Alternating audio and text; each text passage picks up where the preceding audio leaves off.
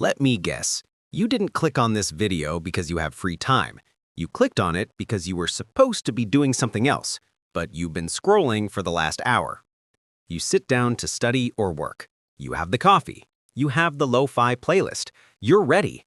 But 3 minutes in, your hand automatically reaches for your phone. You didn't even decide to do it. It just happened. And now you're thinking, what is wrong with me? Do I have ADHD? Am I just lazy? Listen to me. You aren't broken, but your attention span, it's been hijacked. And the reason isn't what you think it is. It's not about willpower. Today, we are debunking the biggest myths about focus, and I'm going to show you the real reason you can't sit still and exactly how to fix it by tonight. You've heard the stat, right?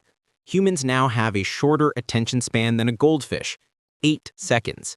That is absolute rubbish. Think about it. If your attention span is truly broken, how did you binge watch an entire season of Stranger Things or Arcane in one weekend? How can you play video games for 6 hours straight without eating? You don't have a focus problem.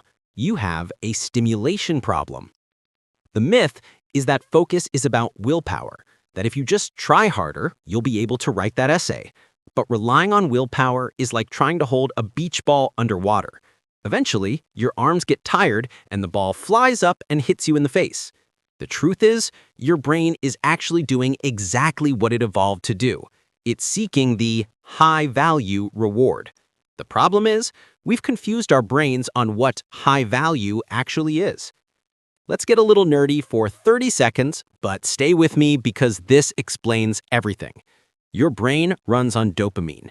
It's the currency of motivation. In the past, you got dopamine from finding food, solving a problem, or social connection. Hard work equals reward. But now, your phone is a slot machine. Every notification, every scroll, every like is a free hit of dopamine without the work. Here is the scary part. This is why you can't focus on your homework.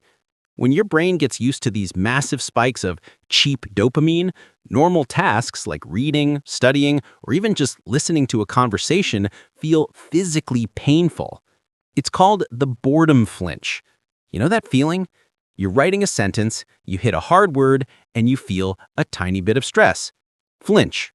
You unlock your phone. You aren't distracted. You are soothing yourself. You are running away from the discomfort of boredom. And that is the habit we have to break. But there is a second reason, one nobody talks about. It's called open loops. Imagine your brain is a computer.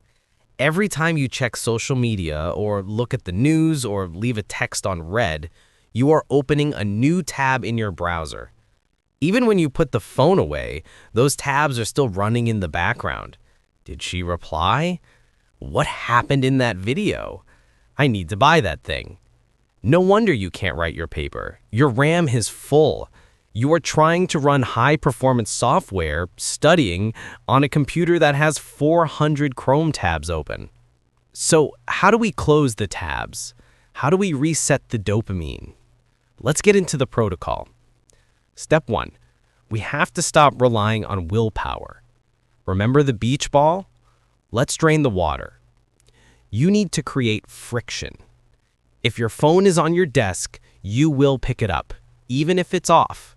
Studies show just seeing your phone reduces your cognitive capacity. The fix? When you need to work, put the phone in another room. Or if you're in a dorm, throw it under your bed. Make it annoying to get to. If you have to walk to get your distraction, you usually won't do it. Step 2 is for when you feel that paralysis. You know, when you're staring at the blank page and you just want to cry. Tell yourself, I am just going to do this for 5 minutes. Then I can quit. Your brain is scared of the mountain. It's scared of 3 hours of studying.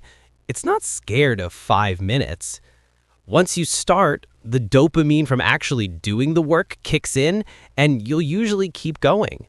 Getting started is the only hard part. This is the most important one. This is the superpower. You need to relearn how to be bored. Next time you're waiting for the bus or walking to class or heating up food, do not pull out your phone. Just stand there, look at the wall, watch the microwave spin. It's gonna feel uncomfortable, you're gonna itch for the phone, let it itch. If you can tolerate 3 minutes of doing nothing, you can tolerate 3 hours of studying. You are training your brain that boredom isn't an emergency. Look, I'm not saying you need to delete all your apps and live like a monk. I love the internet. But you don't want to wake up in 5 years and realize you scrolled your life away. You have goals, you have dreams, you have things you want to build. And you can't build them if you can't focus for 5 minutes. So here's my challenge to you. Tonight, pick one task. Put the phone in a different room and just do 20 minutes. Just 20. Prove to yourself that you are the one in control, not the algorithm. If you're ready to take your focus back, comment "I'm in" down below so I know who the real ones are. Hit that like button if this helped you feel a little less crazy. I'll see you in the next one. Now, go get to work.